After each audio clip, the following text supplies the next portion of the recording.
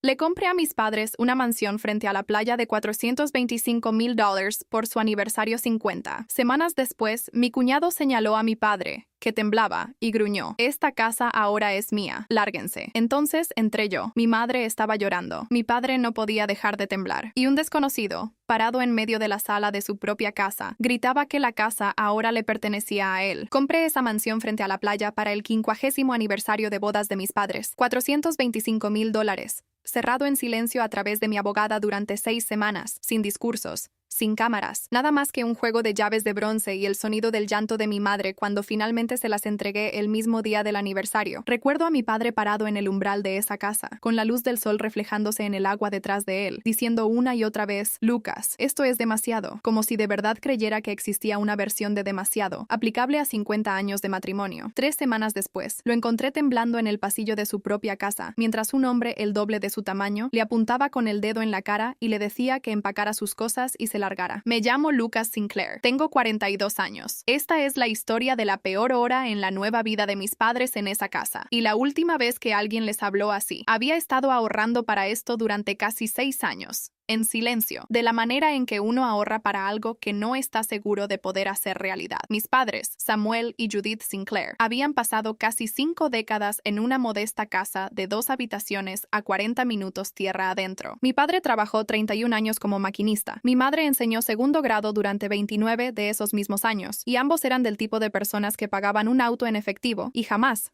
en toda mi infancia, adquirieron una deuda cuyo final no pudieran ver. Dirijo una empresa de logística de tamaño mediano que construí desde una sola camioneta de reparto cuando tenía poco más de 20 años. Le fue bien, lo suficientemente bien como para, con el tiempo, poder entrar a una oficina de depósito en garantía y comprar una propiedad frente a la playa sin pestañear, algo que todavía me resulta extraño decir en voz alta, considerando dónde caía el cheque de mi padre cada 2 viernes. Quería darles a mis padres algo a la altura de lo que ellos me habían dado, una deuda que no creo que uno logre saldar por completo, sin importar cuán grande sea el cheque. Cerré la compra de la casa a través de mi abogada, Denise Calloway, con instrucciones de que la escritura pasara a nombre de mis padres directamente, sin gravámenes, sin hipoteca, nada que nadie pudiera usar en su contra jamás, incluyendo, aunque no podía saber en ese momento cuán profético resultaría ese instinto, incluyendo a la familia. La entrega ocurrió el día exacto de su aniversario, las llaves de bronce en una pequeña caja de madera, las manos de mi madre temblando tanto que al principio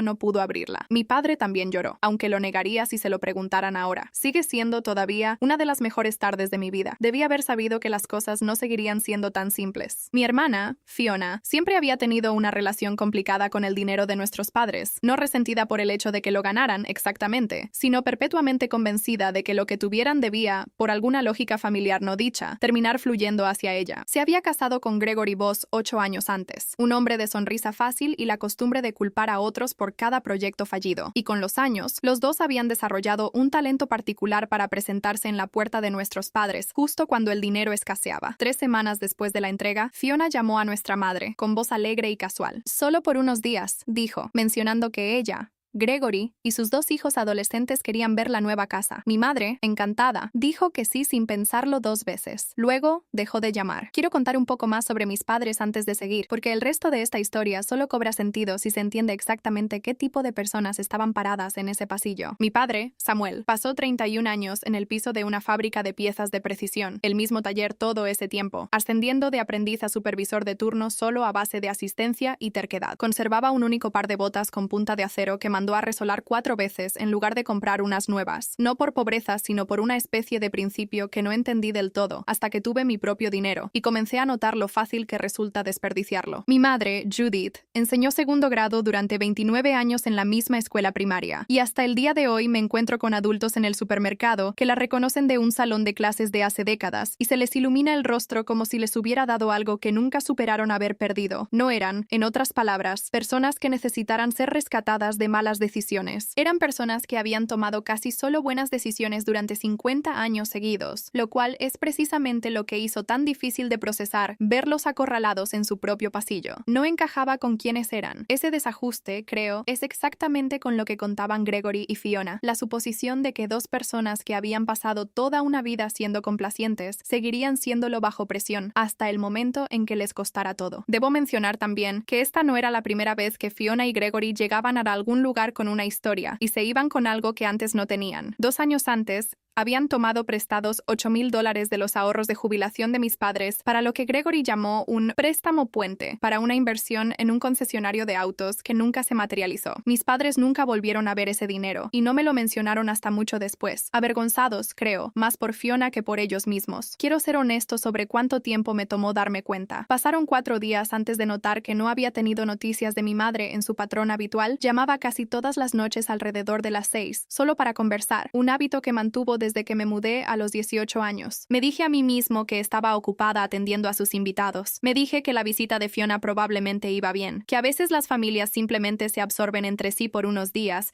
y se olvidan de comunicarse con los demás. Llamé al 5.º día. Fue directo al buzón de voz. Volví a llamar la mañana siguiente. Lo mismo. Para el 6.º día, algo frío se había instalado en mi estómago que no podía explicar solo con lógica. El tipo de inquietud que llega al cuerpo mucho antes de que la mente esté dispuesta a nombrar su causa. Al 7.º día, mi madre finalmente contestó, con voz apenas audible. «Lucas, ven ahora», dijo, y luego la línea se cortó antes de que pudiera hacer una sola pregunta. No volví a llamar. Me subí al auto. El viaje me dio demasiado tiempo para pensar, lo cual es su propia forma particular de tortura. Llamé a Denise Calloway desde la carretera, con manos libres, principalmente solo para escuchar una voz firme confirmar lo que ya sabía sobre los papeles, que la transferencia de la escritura se había completado sin problemas, que solo el nombre de mis padres figuraba en el título, que lo que fuera que estuviera pasando en esa casa no estaba pasando por ninguna ambigüedad legal que Gregory pudiera realmente explotar. Si algo anda mal ahí, me dijo, no es una disputa de propiedad, es otra cosa. Ve a ver a tus padres primero. Los papeles pueden esperar un día. Intenté llamar al teléfono de mi madre 2 veces más durante el viaje. Ambas llamadas fueron directo al buzón de voz sin un solo timbre de vacilación. Ese tipo de silencio inmediato que me indicaba que el teléfono estaba siendo controlado por alguien más. Recuerdo apretar el volante con tanta fuerza en un semáforo en rojo que me dolieron los nudillos y ver mi propio reflejo en el espejo retrovisor pareciendo un desconocido. Mandíbula tensa, ojos entrecerrados. Nada parecido a la versión de mí mismo que había entregado esas llaves de bronce 3 semanas antes, creyendo que lo más difícil ya había quedado atrás. Manejé los 145 kilómetros hasta la costa en poco más de 1 hora, con las manos tan apretadas al volante que me dolían los nudillos cuando llegué a la entrada. La camioneta de Gregory estaba estacionada de forma transversal, bloqueando el propio auto de mi padre en el garaje. Toallas mojadas estaban tiradas sobre la baranda del porche. Una ventana delantera estaba agrietada, con fisuras pero sin romperse del todo. Música retumbaba desde algún lugar dentro de la casa, lo suficientemente fuerte como para oírse desde la entrada. Entré sin llamar a la puerta. Mi madre estaba de pie junto a la escalera, llorando en una toalla de mano, con los hombros temblando de una forma que no había visto desde el funeral de mi abuelo 30 años atrás. Mi padre temblaba cerca de la puerta principal, con los lentes resbalándole por la nariz, una caja de cartón ya a sus pies. Gregory estaba frente a él, encajándole un dedo en el pecho con cada palabra. «Esto ahora es mío, viejo», rugió Gregory. «Empaca tu basura y lárgate». Fiona estaba recostada en el arco de la cocina,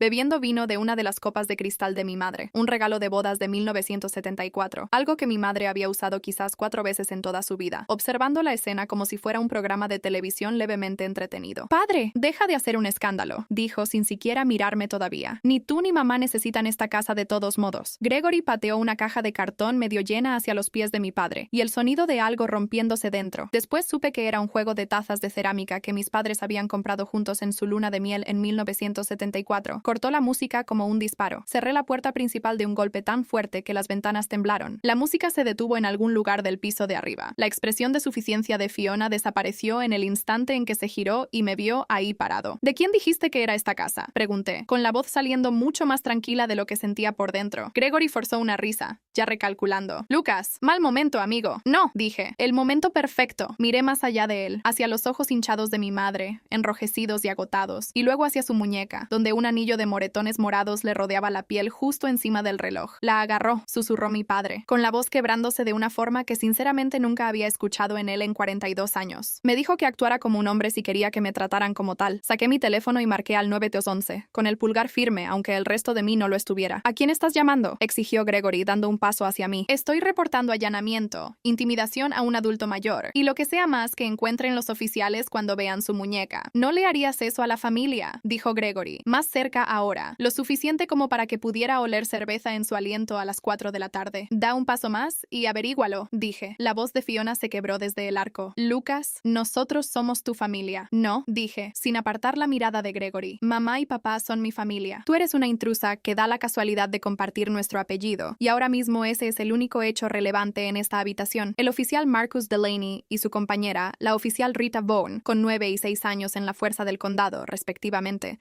llegaron 12 minutos después. Gregory se transformó al instante en la víctima herida, palmas hacia arriba, voz ajustada para sonar razonable. Fiona lloró justo a tiempo, diciéndole a la oficial Vaughn que simplemente estaba ayudando a sus padres ancianos a reubicarse en un lugar más manejable. Una frase que hizo que la mandíbula de mi padre se tensara de una forma que recordaría por mucho tiempo después. Le entregué al oficial Delaney la escritura, el acuerdo de ocupación notariado que Denise Calloway había redactado la misma semana del cierre, un documento que establecía a mis padres como propietarios únicos y sin gravámenes, sin que ninguna otra parte tuviera reclamo legal alguno de residencia, y los registros del sistema de seguridad que mostraban que el código de acceso de la cerradura inteligente había sido cambiado 2 días antes, a las 6:14 a.m., desde un dispositivo registrado a nombre de Gregory. Mi padre finalmente habló, con voz pequeña pero lo suficientemente clara para que se oyera. Dijo que si no me iba, se aseguraría de que no tuviéramos a dónde ir. La habitación quedó completamente en silencio, incluso Fiona, por primera vez desde que había entrado. La vecina de al lado, la señora Evans, se había acercado durante el alboroto y había hecho señas a la oficial Vaughn en el jardín, contándole que había visto personalmente a mi padre encerrado afuera en el porche trasero durante casi 20 minutos la tarde anterior, con el calor, mientras Gregory y los hijos de Fiona tenían el aire acondicionado encendido adentro con las persianas cerradas. Señora Dalton, dijo el oficial Delaney, corrigiéndose a sí mismo a Sinclair después de mirar la escritura. Ustedes dos son los propietarios legales de esta propiedad. Todos los demás aquí necesitan empacar sus cosas e irse hoy. ¿Van a echar a una familia con niños?, espetó Gregory. Perdiste cualquier permiso para quedarte aquí en el momento en que los amenazaste y cambiaste el código de la puerta sin su consentimiento, dijo el oficial Delaney. Eso no es una zona gris. La oficial Vaughan llevó a mi madre aparte, a la cocina, y le preguntó directamente, con delicadeza, si quería presentar un informe sobre los moretones en su muñeca. Mi madre dudó, la vi dudar, toda una vida de no querer causar un escándalo trabajando visiblemente en contra suya en tiempo real, antes de finalmente asentir y dar una declaración completa, con la voz estabilizándose un poco más con cada frase, como si el simple hecho de decirlo en voz alta a alguien cuyo trabajo era simplemente creerle, fuera su propia forma de alivio. La oficial Vaughan fotografió los moretones ella misma, tomas de cerca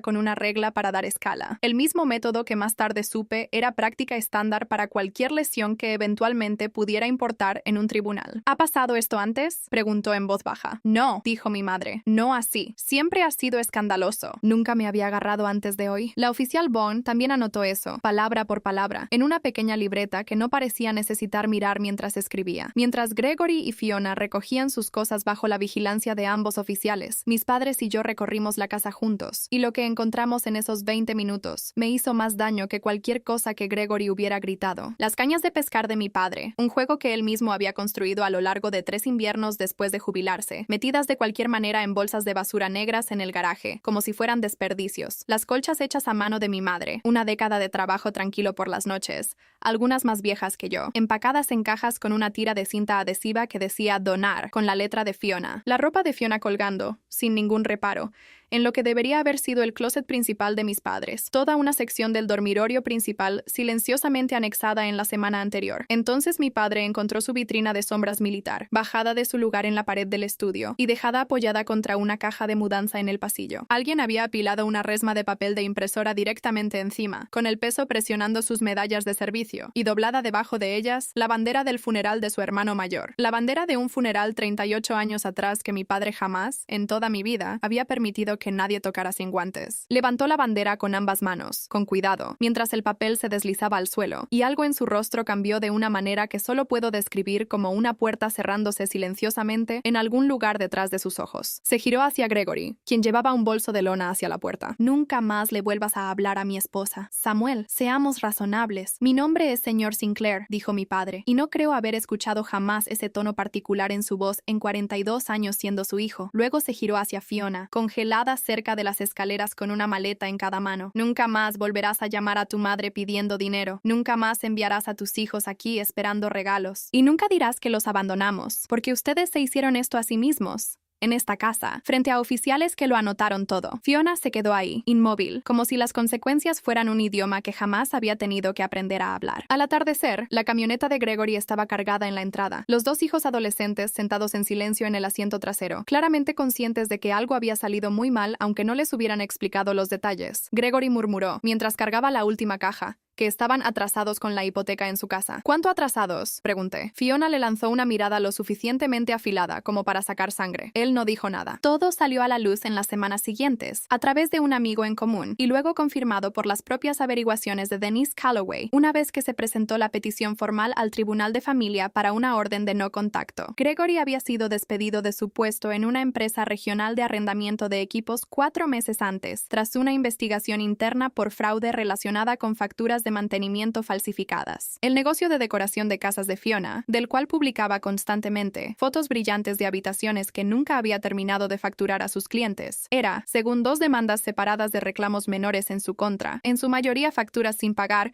y fotografías de puesta en escena sin proyectos completados detrás de ellas. No habían venido a la costa para una visita familiar. Habían venido porque estaban atrasados alrededor de $11,000 en su propia hipoteca, con un aviso de ejecución hipotecaria ya presentado, y aparentemente habían decidido que la solución más rápida disponible era simplemente ocupar una casa que no era suya hasta que mis padres se cansaran lo suficiente, o se asustaran lo suficiente, como para cedérsela en lugar de pelear. Denise confirmó después, una vez que revisamos el expediente completo del condado, que Gregory de hecho había llegado a redactar, aunque nunca a presentar, un formulario de transferencia de escritura por renuncia de derechos con los nombres de mis padres ya escritos en el campo de otorgantes, encontrado después en su laptop durante el proceso de la orden de restricción. Nunca tuvo la oportunidad de ponérselo delante. He pensado en ese detalle en particular más que en casi cualquier otra cosa desde entonces. Se otorgó una orden de protección civil contra Gregory en 2 semanas, prohibiéndole contactar directamente a cualquiera de mis padres. Fiona fue nombrada por separado en una orden de no allanamiento para la propiedad misma, presentada por Denise en nombre de mis padres, válida por 3 años y renovable después si fuera necesario. Mis padres cambiaron las cerraduras esa misma semana, 2 veces en realidad, una vez de inmediato y otra vez un mes después cuando Denise recomendó un recambio completo con un cerrajero autorizado en lugar de solo un reinicio de código, solo para estar seguros. Agregaron una segunda cámara de seguridad que cubría la entrada, la cual mi padre, en un gesto pequeño y extrañamente conmovedor, insistió en instalar él mismo a pesar de mi ofrecimiento de contratar a alguien. Mi madre volvió a dormir con la puerta del dormitorio abierta unas 6 semanas después, un detalle que me mencionó casi de pasada por teléfono, de la misma manera en que uno mencionaría finalmente haberse recuperado de un resfriado. Ni siquiera me había dado cuenta de que había estado durmiendo con la puerta cerrada con llave desde el incidente hasta que me contó que eso había cambiado. Existe un tipo particular de duelo al enterarse, después de los hechos, de exactamente cuánto miedo alguien estuvo cargando en silencio, mientras uno no prestaba suficiente atención. Mi padre, por su parte, retomó la pesca casi de inmediato. Cañas nuevas, reemplazando las que habían sido metidas en bolsas de basura, aunque conservó 2 de las originales rescatadas de todos modos, las que habían sobrevivido a la prueba casi intactas, por lo que creo que fue simple terquedad más que sentimentalismo. Ahora sale la mayoría de los sábados por la mañana, desde el muelle privado detrás de la casa, y me llama la mayoría de los sábados por la noche solo para contarme que pescó, un ritual que para mí se siente como la evidencia más clara disponible de que en verdad salieron del otro lado de todo esto, en lugar de simplemente haberlo sobrevivido.